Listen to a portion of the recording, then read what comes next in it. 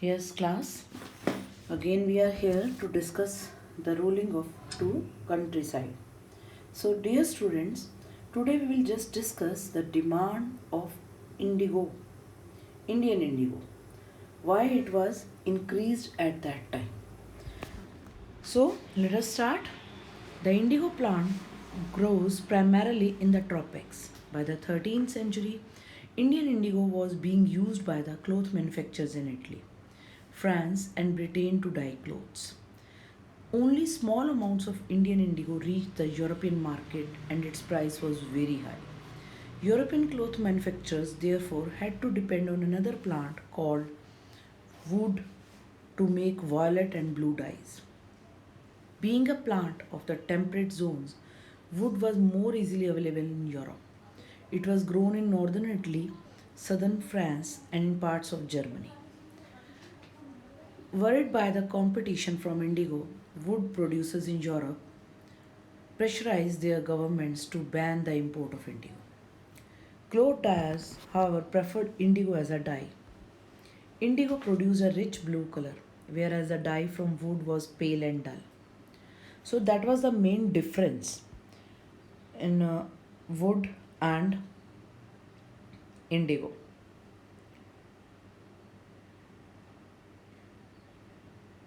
So indigo produced a rich blue color. Just I am highlighting that the main difference, and the wood color originated from wood was pale and dull. That was the main reason, you can say, why the demand of the indigo. That was the main reason increased. So by the 17th century, European clothes produce persuaded their governments to relax the ban on indigo import. The French began cultivating indigo in Saint Domingue in the Caribbean islands. The English in Jamaica and the Spanish in Venezuela, indigo plantation also came up in many parts of North America. By the end of the 18th century, the demand for Indian indigo grew further. Britain began to industrialize and its cotton production expanded dramatically, creating an enormous new demand for clothes dye while the demand for indigo increased. Its existing supplies from the Indies and America collapsed for a variety of reasons. The production of indigo in the world fell by half. Cloth dyers in Britain now desperately looked for new sources of indigo supply. So, here, because of industrialization, as the cotton production was increased and the clothes were made not by hands with the help of the machines, they started making the clothes. So, there was an increase in the many of the things which were used to produce the clothes, and that indigo was one of them. So now the Britain turns to India. For the rising demand for indigo in Europe, the Britain, the company in India looks for the ways to expand the area under indigo cultivation.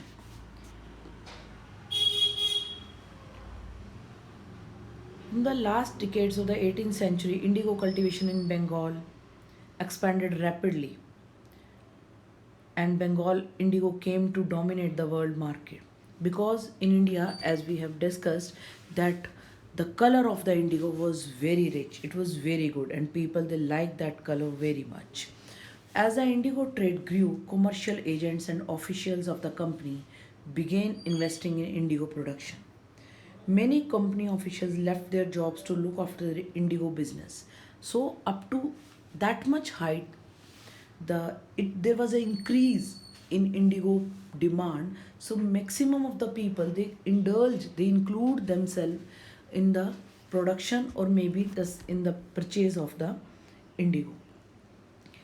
Uh, company of okay attracted by the prospects of high profits. So why they have turned into this business, as I've told you, due to the high profits, or the you can say the good profits.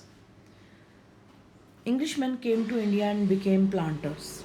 Means they purchased the land because at that time many of the poor people, due to unavailability of money, they keep on selling their lands. Though the English people, they purchase the land and they also assign some of the planters or the laborers in their field to grow indigo. Now, how was indigo cultivated? There were two main systems of indigo cultivating. One was the niche and royalty. The two systems of indigo cultivation. So, one mark question can be there. What are the main systems of indigo cultivations? So, you can write niche and royalty. So, one mark question can be there, maybe in the form of MCQ also. So, within the niche cultivation, the planter produced indigo in lands that he directly controlled. He either bought the land or rented it. As I've told you, many of the Britishers, they have bought the land for only for the production of the indigo, and further they give the land on rent, or they uh, just ask the planters or laborer to work in that. So zamidars, other zamidars and produced indigo by directly employing hired laborers. So hired laborers means those who have been given wages for the work. So problem with niche cultivation. The planters found it difficult to expand the area under niche cultivation. Uh, Indigo could be cultivated only on fertile lands, and these were all already densely populated. Only small plots scattered over the landscape could be acquired.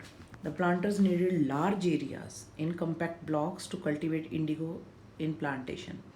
Where could they get such landforms? They attempted to lease in the land around the indigo factory and the peasant from the area, but this always led to conflict and tension because uh, the laborers, they were not easy to mobilize, they were not easy to go anywhere, or you can say in any area.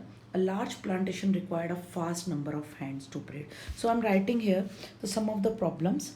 Needs fertile land, and the if the fertile land they okay, if the fertile land they use for the indigo cultivation, so there was a lack in grain crops. You can say that they were not able to grow the wheat, rice, etc. Next, they require the niche cultivation. It required more laborers to work, so it was also not easy. And second thing, more water it required. A large plantation required vast number of hands also, means more laborers required, and more time they have to pay. And at that time the peasants, they were busy in their rice cultivation, so it was very difficult to them to manage all such kind of things. So niche cultivation on a large scale also required many plows and bullocks. One biga of indigo cultivation required two plows. That means a planter with 1,000 bigas would need 2,000 plow. So investing on such a big scale, it was not easy for them, to the planters, to use such kind of means. Like this was the ratio. And investing and maintenance of plow was a big problem. Nor could supplies be could easily got from the peasants, since the plow and bullocks were busy on their rice fields, because they have to take care of that also at the same time. So that's why the planters, they refused to grow indigo. Till the late 19th century, planters were therefore reluctant to expand the area under niche cultivation. Less than 25% of the land producing indigo was under this system. And that time, the growing demand of indigo just pressurized the British to expand the cultivation. Indigo on the land of Royals. So, under the royalty system, the planter forced the Royal to sign a contract on an agreement. So, they pressurized the village of the headmen to sign the contract on the behalf of the Royals. Mean the head of men of the village, he himself signed the contract from the side of the whole village. And sometimes they pressurize the village headman to sign the contract. Okay, and those who signed the contract got cash advances from the planters at low rates of interest to produce indigo. but the loan committed the Roy to cultivating indigo on at least 25% of the area under his holding. The planter provided the seed and the drill while the cultivators prepared the soil, sowed the seeds, look after the crop. So they have given less price accordingly according to their uh, resources, because the more resources were used at that time and the less amount of money it was given to them, and it was also given to them as advance, so they maybe purchase seed and other things, but the labor they required, it was more. So how was indigo produced, it is mentioned here, so you can just read it and then just see what type of things they were having at that time and how they produced all such kind of things. Okay, so in March 1859, because the people they are fed up of growing indigo, as I have told you, so many disadvantages were there of growing indigo.